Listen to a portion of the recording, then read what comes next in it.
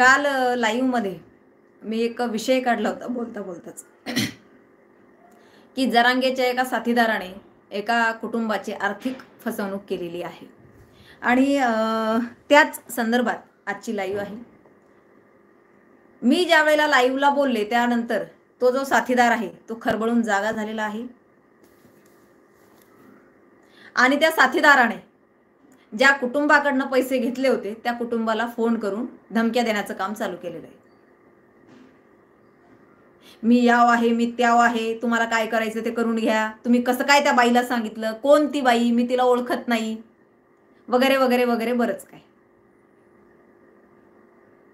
तर मुळात मध्ये मुद्दा असा आहे की त्यांच्या कुटुंबातली ती जी मुलगी होती ती या जरांगेचा जो साथीदार आहे ह्याची संघटना होती मराठा छावा संघटना म्हणून। त्या मराठा छावा संघटनेमध्ये ह्या लोकांनी त्या मुलीला कुठलं तरी पद दिलं होतं। त्यानंतर यांच्या अगदी तिच्या वडिलांच्या वयाचे हे जे जरांगेचे साथीदार आहेत ते त्यामुळे त्या मुलीनेही त्यांच्यावर डोळे झाकून तिच्या कुटुंबानेही विश्वास ठेवला त्यांच्यावर की चला चांगलं कार्य करते आमची मुलगी, एक वयस्कर व्यक्ती आहेत, अनुभव आहे त्यांना समाजाचा। तो जो विलास पांगरकर नावाचा जो जरांगेचा साथीदार आहे त्यांच्या सोबतच किशोर चव्हाण म्हणून पण होते आणि खरं तर किशोर चव्हाण दादामुळे ती मुलगी जोडल्या गेली होती, कारण ते फार वैचारिक आहेत, अभ्यासू व्यक्तिमत्व आहे, त्यामुळे त्या संघटनेशी ती मुलगी जोडल्या गेली। मग त्यामुळे यांच्या काही कार्यक्रमानिमित्त एकमेकांच्या घरी येणं जाणं ह्या गोष्टी चालू होत्या। त्याच दरम्यान त्या कुटुंबाने जमीन विकली होती आणि त्यांना काही पैसे हे त्यांना व्यवसाय करण्यासाठी लावायचे होते।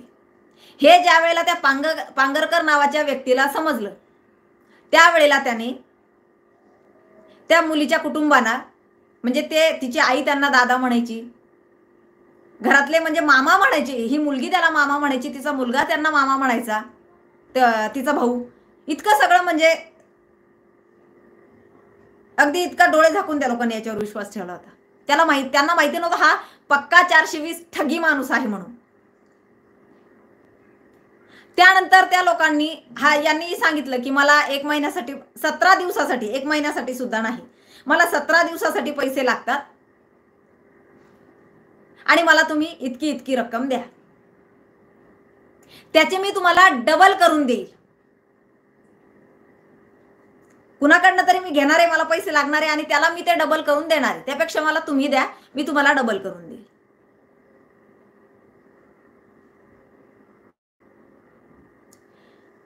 त्याच्यावर विश्वास ठेवून की बाबा आपण इतक्या दिवसाच्या संघटनेमध्ये काम करतोय त्यामुळं हे व्यक्ती असे फसवणारे वाटत नाही। आणि ह्यांना काय माहिती तो कुठं नाशिकला, हे कुठं जुन्नरला, काही हेच नाही ना, फक्त कामानिमित्त किंवा कार्यक्रमानिमित्तच भेटीगाठी व्हायच्या, त्यांना याचं खरं रूप माहितीच नव्हतं। आता त्याच्या वाढदिवसाला मी तिच्या सोबत गेलेली होती त्यांच्या घरी, आणि आज ते पुढं बोलूया, पण त्या व्यक्तीच्या घरी मी गेले होते त्यांच्या वाढदिवसाला। त्यावेळेला तो व्यक्ती बोलत होता की यांना सुद्धा आपल्या संघटनेत घ्यायचं। त्यावेळेला मी तिला बोलले होते मला या संघटनेत काम करायचं नाही, कारण हे ठगी दिसतंय पक्क, मला अजिबात मला या संघटनेत काम करायचं नाही। त्याच्या वाढदिवसाला आम्ही नाशिकला गेलो होतो, माझी ती मैत्रीण आहे ना, ती मला घेऊन गेली होती की चल ताई जाऊयात म्हणून, का तर तो हिच्या वाढदिवसाला आला होता म्हणून, की संघटनेचा पदाधिकारी आहे, माझ्या वाढदिवसाला ते आले होते म्हटल्यावर आपल्याला त्यांनी निमंत्रण दिलं तर जायलाच पाहिजे, म्हटलं चल जाऊया, तिच्यासाठी मी गेले होते, तिचा भाऊ, तिची आई, आम्ही सगळे लोक गेलो होतो।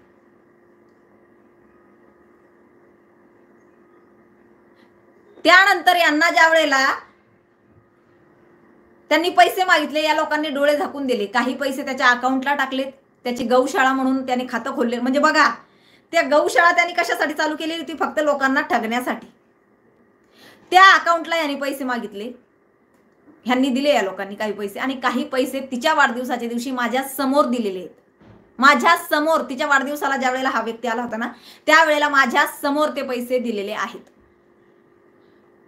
आणि आज तो व्यक्ती बोलतोय त्यांना कसले पैसे, किती पैसे दिले होते तुम्ही मला, कसले तुम्ही 50,000 दिलेत, तुम्ही मला 50,000 दिलेत का? आता 2 महिन्यापूर्वी त्या पुरीच्या भावाने त्याला फोन केला होता आणि त्याला सांगितलं की आम्हाला इतकी पैशाची गरज आहे, तुम्ही फक्त 12 लाख रुपये दिले आम्हाला, ते पण 10,000 घेन, 20,000 घेन, 50,000 घे, असं करून तुम्ही आम्हाला फक्त 12 लाख रुपये दिले आतापर्यंत. तुम्ही आम्हाला आमचे पैसे द्या. 12 लाख की 9 लाख काहीतरी आहे असं अकाउंटला दिलेले. तुम्ही आम्हाला आमचे पैसे द्या. तो बोलला नाही देत, जा काय करायचं ते कर.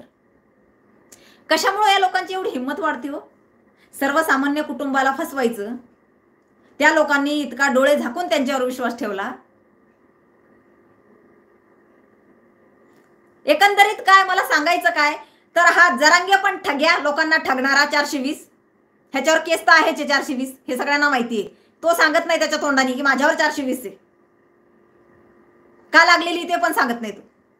संभाजी महाराजांच्या नाटकाचे पैसे याने खाल्ले होते आणि त्याच्यामध्ये त्याच्यावर 420 लागलेली. पैसे पण कुठं खाल्ले तर बघा ना, म्हणजे किती नीच प्रवृत्तीचे लोक आहेत. आणि ह्याचे कार्यकर्ते पण, याचे सहकारी पण तसेच आहेत.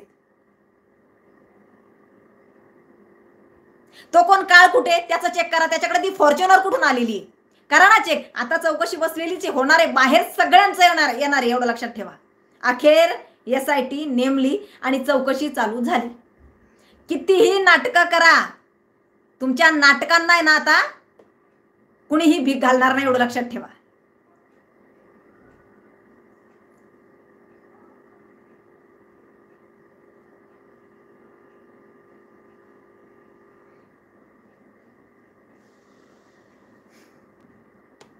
सुट्टी नाही तुझ्या कार्यकर्त्यांना पण आणि तुला पण आणि तुझ्या सहकार्यांना पण. तुम्ही जे काय ठगलं ना समाजाला तुम्ही ज्या पद्धतीत ठगलंय ना, तो समाजच आता तुम्हाला आहे ना माफ करणार नाही. तो समाज तुम्हाला आता बघा कसा करतोय ते. अशी लोक तुमच्या शेजारी सोबत घेऊन काम करताय तुम्ही. आज तो त्या कुटुंबाला फोन करून सांगतोय काय संबंध माझा जरांगेशी संबंध जोडण्याचा. अरे जरांगेला तुझी गाडी होती पांगरकर, तुझ्या गाडीमध्ये जरांगे फिरत होता. बरं या गोष्टीला फक्त मी एकटी प्रूफ नाहीये, त्यांनी पैसे दिलेले तुला. किशोर चव्हाण दादा आहेत, रवींद्र काळे दादा आहेत ना, सोबत होते. तिच्या वाढदिवसाला ज्या वेळेला तू घरी आला होता ना, त्यावेळेला या सगळ्यांच्या समोर तुला बंडल दिलेत त्या लोकांनी. ते काय फुकटचे नव्हते, त्यांची जमीन विकलेली होती, ते पैसे आलेले होते त्यांना ते व्यवसायात लावायचे होते.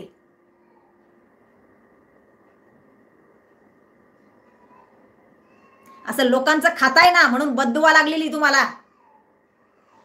हा काय अवस्था आहे ना तुझी आज पांगरकर, तुला माहिती आहे कुठल्या कंडिशन मध्ये आहे तू.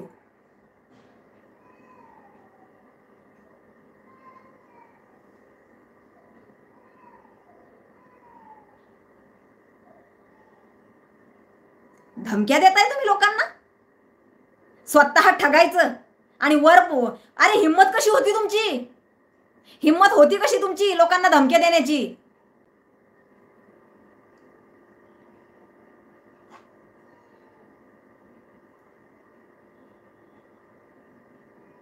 स्वतः पक्षासाठी काम करताय, स्वतः कुठल्या तरी पक्ष वाचवण्यासाठी काम करताय, गुलामगिरी करताय आणि दुसऱ्यांना वेठीस धरताय का.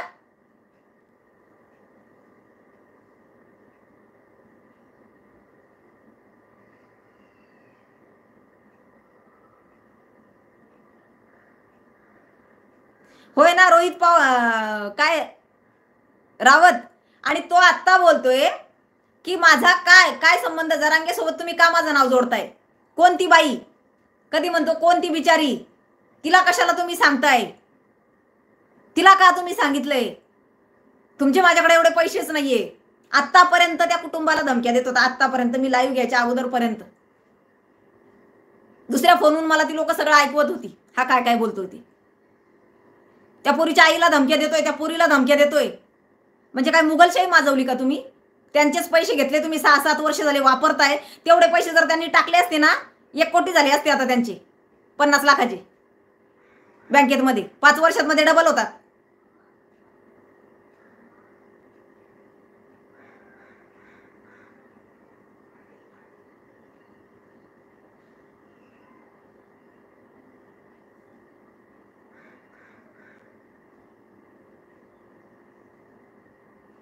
शिवानीताई अगदी खरं बोलताय तुम्ही, अगदी खरं बोलताय. अहो ते कुटुंब एवढं प्रामाणिक आहे, तुम्हाला काय सांगायचं ना. त्यांनी कधी 1 रुपया कुणाचा खाल्ला नाही. अहो आणि उलट यांच्याकडून मदत तर काहीच झाली नाही त्यांना.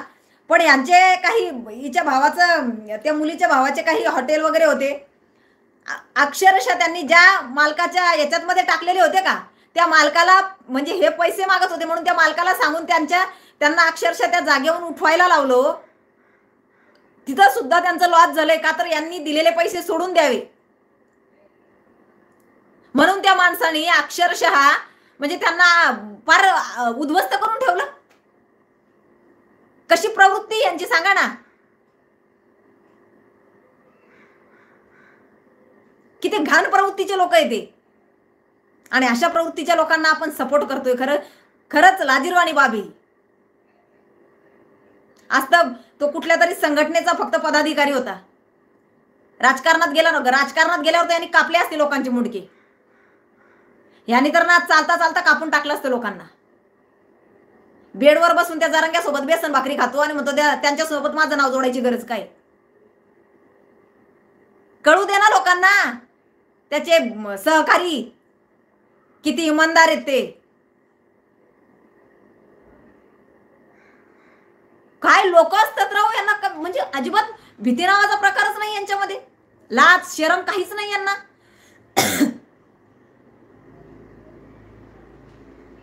कसं काय ठगू शकतात हे. इतकं कसं काय कोणाला फसवू शकतात की त्या लोकांचा जर 2 नंबरचा पैसा असताना तर मग होतं की अरे चल यांनी पण कोणाला तरी लुबाडलेले.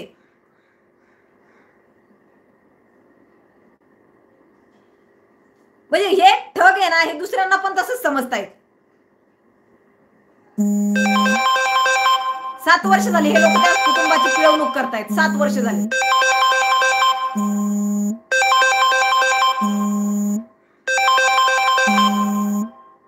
पण सुट्टी तुम्हाला दिल्या जाणार नाही आता, एवढं लक्षात ठेवा. सुट्टी नाही दिल्या जाणार तुम्हाला.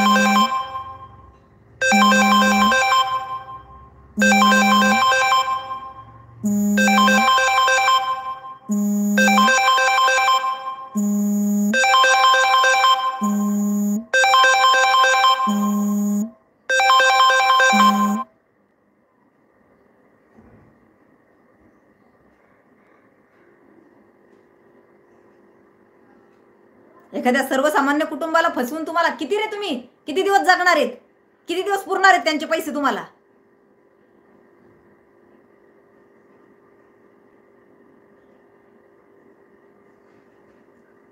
भंगारबोड्याच्या ओ जरा ना सुधरा रे. एवढे कसं तुमच्या बुद्धी भ्रष्ट झाल्यात. आपल्याच लोकांना कापून खायला लागलेत तुम्ही. आरक्षणाच्या नावासाठी तुम्ही जे काही उभारलंय ना, हे जे काही थोतांड लावलंय ना, हे सगळ्यांच्या लक्षात आलेलं आहे. परिचित आहे. अखंड समाज त्याच्या परिचित आहे. अगदी तिथले सुद्धा लोक सांगतायत की ताई आमच्याही लक्षात आलेले आहेत बाबी. पण काय करायचं, त्याच्या पाठीमागं खूप मोठ्या मोठ्या राजकारण्यांचे हात आहेत ना. रात्रीत गायब करतील आम्हाला. त्या ठिकाणी राहायचंय ना, आमचं गाव आहे तिथं, घर आहे आमचं, कुटुंब आहे आमचं. सगळं काही कळून सुद्धा डोळे झाकून घेतलेले आहेत आम्ही.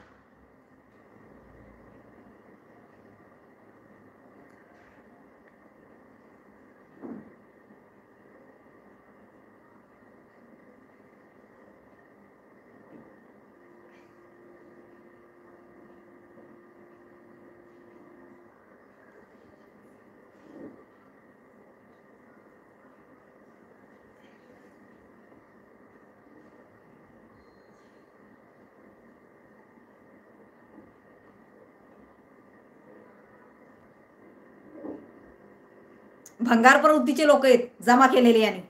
आणि दुसऱ्यांना ज्ञान शिकवतोय. दुसऱ्यांना हा जसा धमक्या देतो तसे त्याचे काय सहकारी पण धमक्या देतात.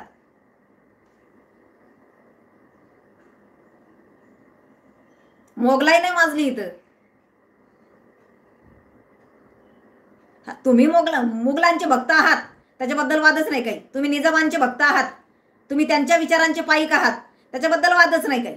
ते कळतंय सगळ्यांना.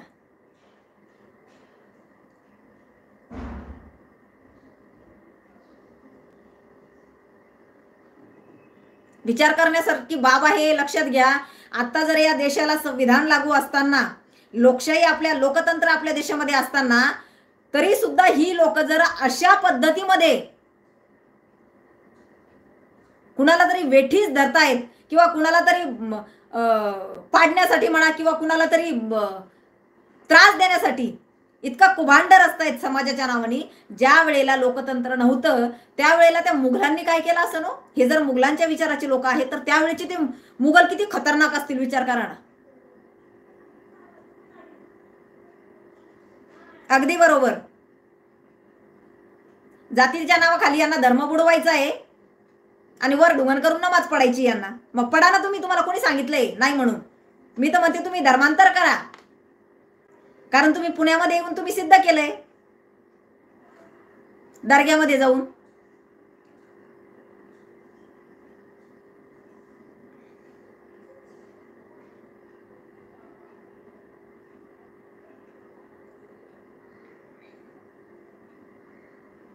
आहे ना संतोष दादा, आहे ना. 13 लाख रुपये त्याच्या अकाउंटवर टाकलेले आहेत आणि बाकीचे आमच्या समोर दिलेले आहेत. आहे ना पुरावा, आम्ही आहोत ना.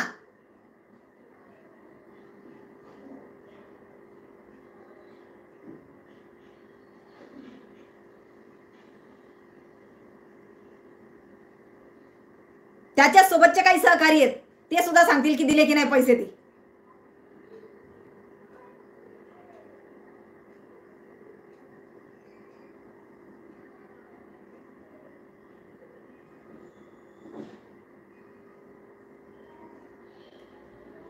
आणि ह्याचा हा बोलतोय मी त्या बाईला ओळखत पण नाही. कोण बोलतोय? हा ह्याच्या वाढदिवसाला गेली होती मी.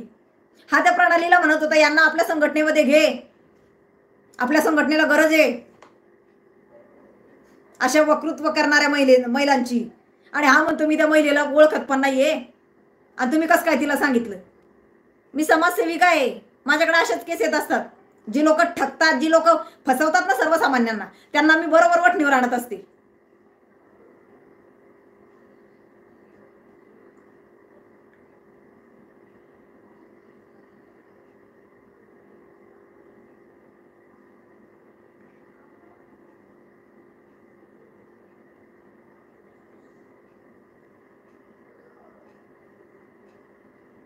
लाज कशी नाही वर तोंड करून परत म्हणायचं की मी त्या लोकांना ओळखत नाही, मी त्या कोणती बाई तिला मी ओळखत नाही, कशी काय बोलली ती माझ्याबद्दल. प्रणालीच्या वाढदिवसाच्या वेळेचे आणि तिथं आलो होतो का तिथले सुद्धा फोटो आहे माझ्याकडे.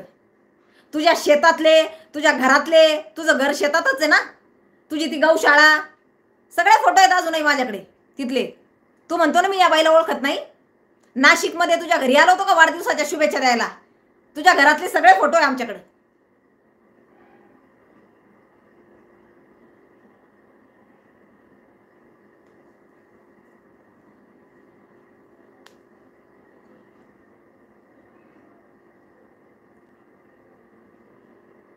नक्कीच संतोष दादा, होणार आहे ते आता.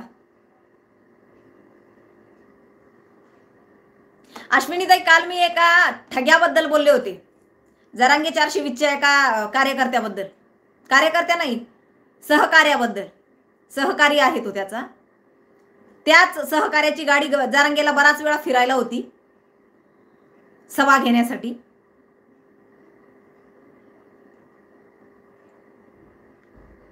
त्या सहकार्याने एका कुटुंबाला फसवलेलं आहे. आर्थिक फसवणूक त्या कुटुंबाची केलेली आहे. तुझ्या मेवण्याला मी फोन केला, तुझा मेवणा लय चांगला आहे बिचारा, त्या करणदादांना मी वाईट म्हणणार नाही. तुझ्या मेवण्याला फोन केलेले ना ते सुद्धा माझ्याकडे रेकॉर्डिंग आहे. तुझ्या मेवणाने सुद्धा सांगितलं की ताई मी प्रयत्न करतो. तुझा मेवणा स्वतः बोलला होता की मी याच गोष्टींमुळे त्यांच्याशी बोलणं बंद केलेलं आहे, तरी मला ते बोलले होते की मी प्रयत्न करतो. त्यामुळे मी त्या कुटुंबाला तुझ्या मेवण्याकडे सुद्धा पाठवलं होतं की तुम्ही जा म्हणून, मला वेळ नाही तुमच्यासोबत यायला, पण तुम्ही जा त्याच्या मेवण्याकडे. ते बोलले होते की मी तुम्हाला काहीतरी 1 महिन्याभरात मध्ये द्यायला सांगतो, पण त्याच्यानंतर तू त्यांच्याशी पण काय वाद झाल्यामुळे बोलत नव्हता वाटतं. कारण ते मला स्वतः बोलले होते की मी आता त्यांना सांगून थकलो, त्यांना म्हणावं तुमच्या पद्धतीमध्ये तुम्हाला कशी घ्यायचे पैसे ते घ्या, ते ऐकत नाहीये माझं.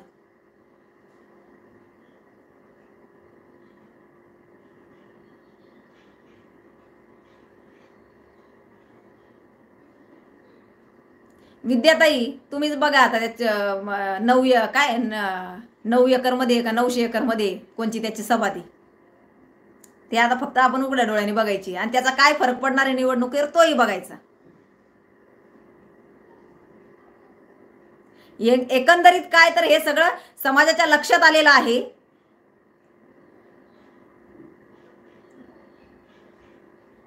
की हा जो अट्टहास आहे किंवा हा जो घाट मांडला होता, हा जो काय घाट मांडला होता ना,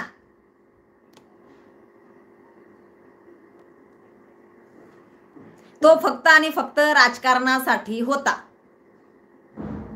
ह्याच्या पलीकडं आताचं जे काय राज्यसभा विधानसभेची निवडणूक आहे, ह्या निवडणुकीमध्ये सत्ताधारी पक्षाला हे सरकार किती निकामी आहे हे दाखवून देण्यासाठी, म्हणजे जे खरं नाहीये तसं, परंतु तुम्हाला ते तसं दाखवायचं होतं, तसं रंगवायचं होतं की हे सरकार आपल्यासाठी नाही, आपल्या मराठ्यांना या सरकारने फसवलंय, आपल्याला आरक्षण दिलं नाही. ज्याने खऱ्या अर्थाने आरक्षण दिलं नाही, ज्याने खऱ्या अर्थाने फसवलं, त्याचा मात्र सपोर्ट, त्याला सपोर्ट. वारे. आणि ज्यांनी मदत केली आहे, ज्यांनी आरक्षण दिलंय, जे वंचितांसाठी, दलितांसाठी, जे सर्वसामान्यांसाठी काहीतरी करतायत, त्यांना बदनाम करण्याचं काम लावलंय. कशासाठी? संपलेल्या पक्षाला वाचवण्यासाठी. त्या पक्षाबद्दल हा अजूनही बोलत नाही. अजूनही याचा तुंतून तारा एकच आहे, फडणवीस, शिंदे, गिरीश महाजन. अरे काय घे किती पण इकडं.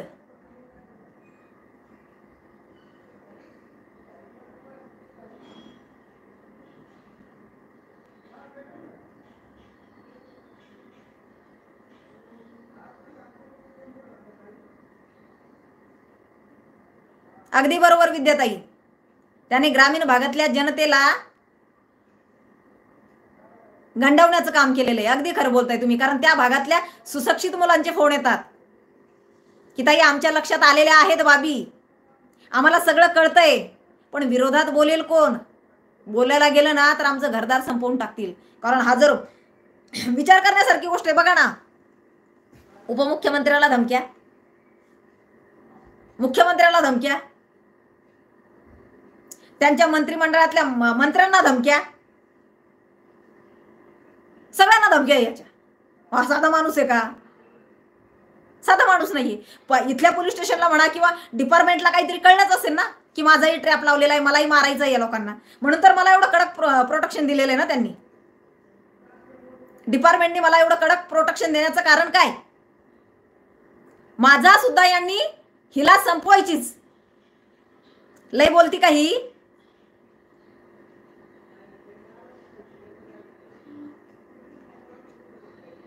विलासदादा ते होणारच आहे, होणारच आहे, हे तुम्हाला माहिती आहे, मला माहिती आहे, आणि जनतेला सुद्धा कळून चुकलेलं आहे. त्याच्यामध्ये वादच नाही काय. आणि आता त्याला कुठलीच शिस्त नाही यावं, बोलायची जाऊ द्या, त्याला वागायची सुद्धा शिस्त नाही. विचार करण्यासारखी गोष्ट आहे. अरे लोक याच्या ज्या वेळेला याला मुंबईला निघला होता हा, याची काय पायीवारी चालली होती, त्यावेळेला लोक याच्यासोबत जोडले गेलेले होते. मी त्याचे बरेच व्हिडिओ टाकलेले ना, माजोरड्याचे, माजोरडेपणाचे बरेच व्हिडिओ माझ्या अकाउंटला आहेत, बघा तुम्ही.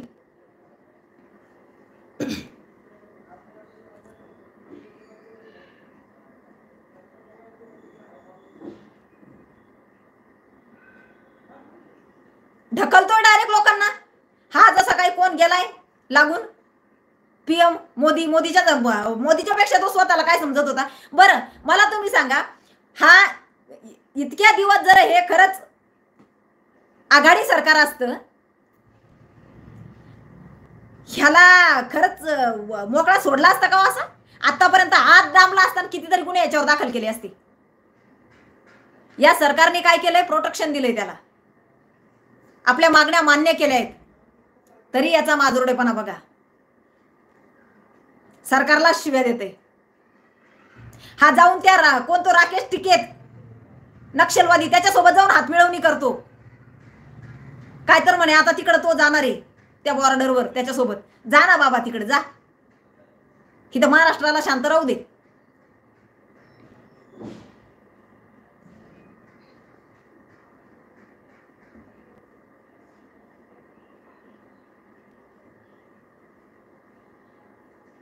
तुमच्या जरांगेची भाषा नीट आहे का?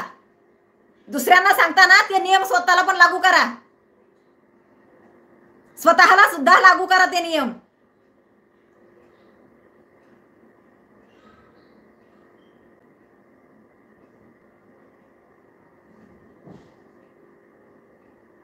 ज्याने जसा चष्मा घातलेला असतो ना त्याला तसंच दिसत असतं.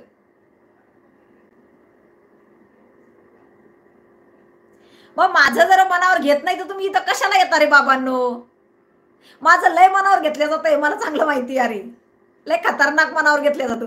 असलं ना उगाच नाही लाईव्हला 4-4 आणि 5-5 हजार लोक असतात माझ्या बघायला. लय मनावर घेतलं जातं माझं. हा पेड मंडळी, पैसे घेऊन तुम्ही कमेंट करायला येत आहे माझ्या इथं. तुम्हाला असं वाटतं घाण कमेंट केल्या, हिला गलिच्छ बोललं म्हणजे ही थांबेल.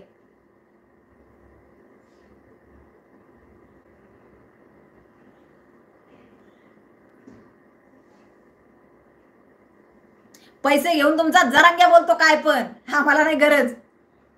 आम्ही कष्ट करून पोट भरणारी माणसं आहेत. बिलकुल कपिल दादा, आणि मला त्याचा फार अभिमान आहे. माझ्यामुळे त्याची पोल खोल झाली.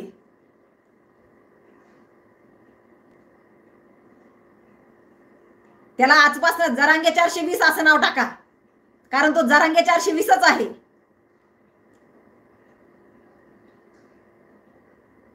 आणि त्याचे जेवढे सहकारी आहेत ना ते पण 420च आहेत.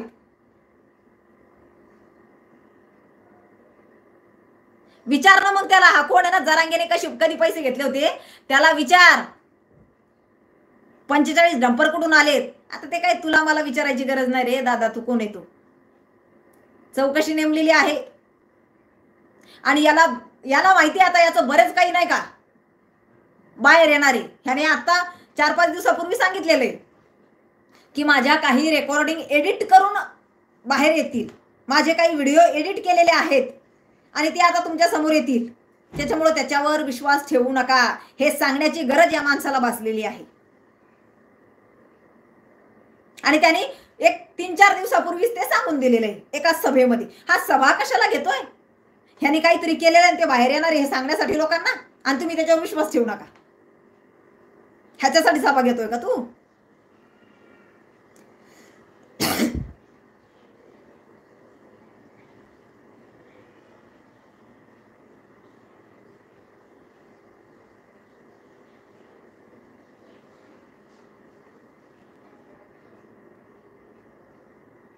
आत्ती तिथं माती होत असती आणि याची माती झालेली आहे आता.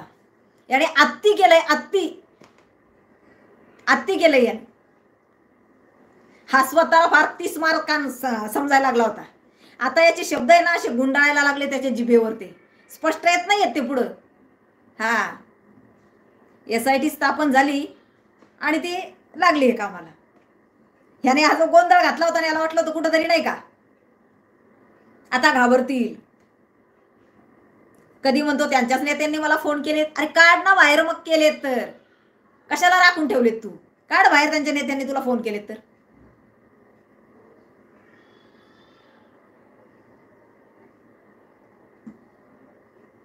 बरोबर विष्णूदादा जरांगे आणि तुम्ही पण, हे तुम्हाला सूट होतं अगदी बरोबर.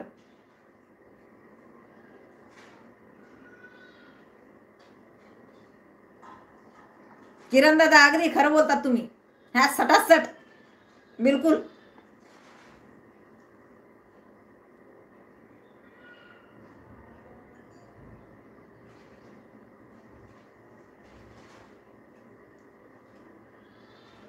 लय विचित्र लोक आहेत रे तुम्ही, लयच विचित्र पार.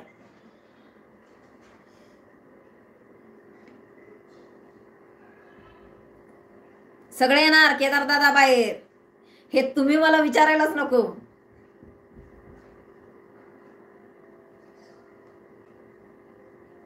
अगदी बरोबर कपिल दादा. अरे तुमची लायकी नाही रे माझ्या लाईव्हवर याव. तुम्ही काय येताय तुम्ही लोक माझ्या लाईव्हवर?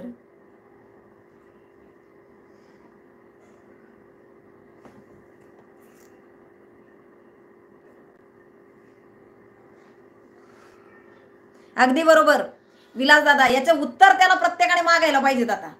ऐन परीक्षेच्या वेळेस यांनी इतकं नुकसान केलेलं आहे की याचं नुकसान जे आहे ना, हे तुम्हाला परीक्षेचे निकाल लागू द्या. मराठवाड्याचा निकाल काय लागतो बघा तुम्ही. ह्याला एवढी सुद्धा हा भानावर नव्हता की अरे परीक्षेची वेळ आहे, कुठले बोर्डाचे पेपर आहेत, कसं यांनी लेकरांना वेठीस धरायचं होतं. त्या वेळेला जर मी बोलले नसते ना, आणखी कितीतरी म्हातारे यांनी रस्त्यावर बसवले असते आणि जीव गमावले असते त्याचे, आणि ते खापर सरकारवर फोडलं असतं. हेच करायचं होतं याला आणि याच्या मागच्या नाही का त्या तुंतुण्याला, तेच करायचं होतं.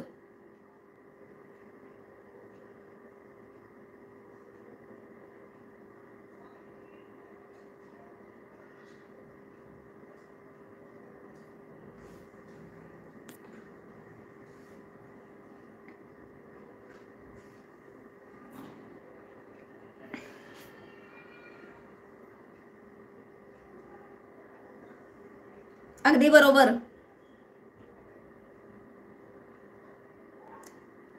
पवार अगदी बरोबर बोललात.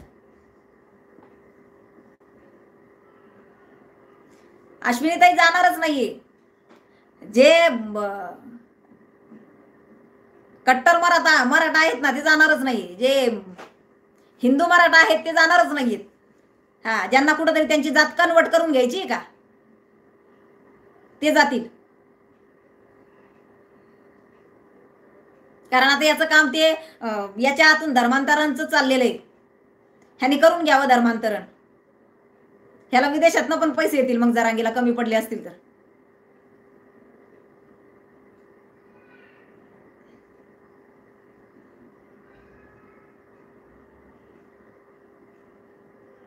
कुणी जात नसतं. हे 2-4 बेवडे सोडले तर. हे पेड आहे, पेड बेवडे तुम्ही. आणि जा छान आहे. उलट तुमचं नाही का कसं तरी संध्याकाळची सोय होईल. ते काय चालू आहे 6 महिन्यापासून, तेव्हापासून तुमचं टेन्शन गेलेलं आहे. किती हॉटेलचं बिल झालं त्या बघा ना. राजेश टोपीला द्यावं लागलं ना ते. प्या खा काही करायचं पण या निघणार ते पण SIT मध्ये सगळं निघेल. तिथं CCTV फुटेज असेल ते सगळं जमा करतील ना. एवढं मोठं हॉटेल आहे म्हटल्यावर बिना CCTVचं नसणार आहे. तुम्ही काय खाल्लं तिथं, काय पिलं, सगळं निघणार आहे बाहेर तुमचं.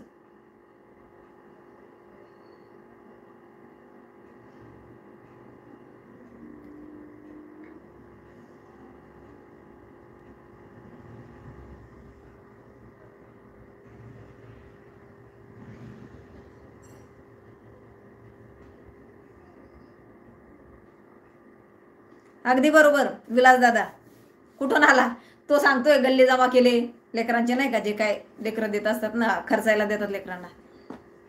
ते बघा ना त्यांनी परवाची कालची लाईव्ह त्याची बघा ना. कालची मीडियावाले तर लाईव्ह दाखवते त्याचा. आता कारण मीडियावाल्यांना पण खरा चेहरा त्याचा कळलेला आहे, त्यामुळं मीडिया पण त्याचे काही जास्त दाखवत नाही. मग आता त्यांनी सांगितलं आपले चॅनल चालू करा. मग त्याच्या कार्यकर्त्यांनी चॅनल चालू केलेले.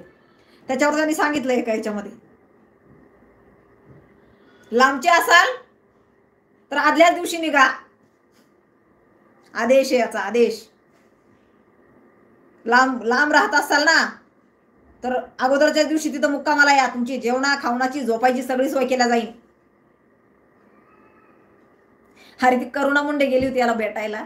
त्या करुणा मुंडे समोर ना असा पडलेला आहे माहितीये का, उत्ताना तंगड्या करून. हा माणूस आहे का? लेडीज आलेली तुला भेटायला, एक त्या लेडीजच्या पुढे तू कसं बसावं ही तरी तुला अक्कल आहे का? तू स्वतःला छत्रपती समजायला लागला का?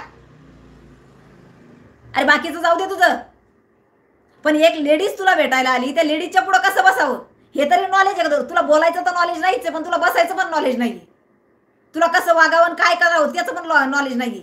ती बाई तुझ्या पुढे बसलेली, तू असा तिच्या पुढे लेटलेला तंगड्यावर करून, आणि शिवाय व्हिडिओ करून टाकताय परत.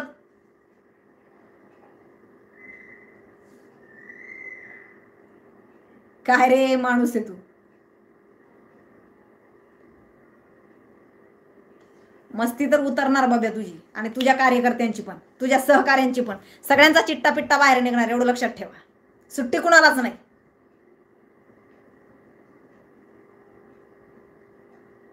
सुट्टी कुणालाच नाही, एवढं लक्षात ठेवा. आणि ओ पांगरकर, धमक्या देऊ नका त्या कुटुंबाला, एवढं लक्षात ठेवा. या देशाला संविधान लागू आहे, त्यामुळे ना जरा कमी धमक्या बिमक्या देऊ नका. मुघलशाही नाही इथं.